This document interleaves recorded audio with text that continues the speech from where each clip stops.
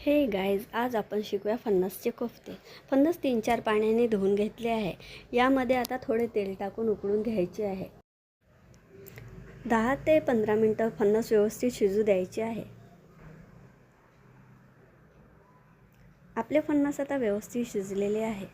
ते वेगळे काढून आता यामध्ये आपल्याला कांदा, हळद, तिखट, चवीनुसार मीठ, थोडा गोडा मसाला, अद्रक लसूण पेस्ट आणि बेसन टाकून याचे आपल्याला वडे तळून घ्यायचे आहेत.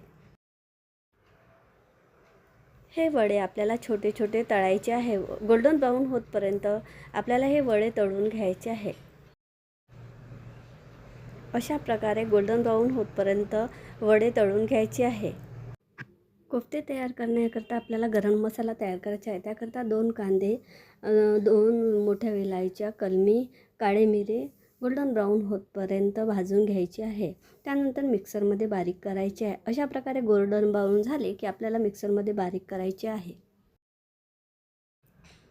कोफ्ते बनवण्याकरता 1.5 चम्मच तेल घेतले आहे. त्यामध्ये जिरं व मोहरीचा तडका, 1 बारीक चॉप केलेला कांदा, अर्धा टमाटर गोल्डन ब्राऊन होतपर्यंत तळून घ्यायचे आहे. आता यामध्ये थोडासा अद्रक लसूण पेस्ट व बारीक केलेल्या कांद्याची पेस्ट आपल्याला टाकून घ्यायची आहे. आपल्याला जितकी भाजी बनवायची आहे त्याच्या हिशोबाने ही पेस्ट टाकायची आहे.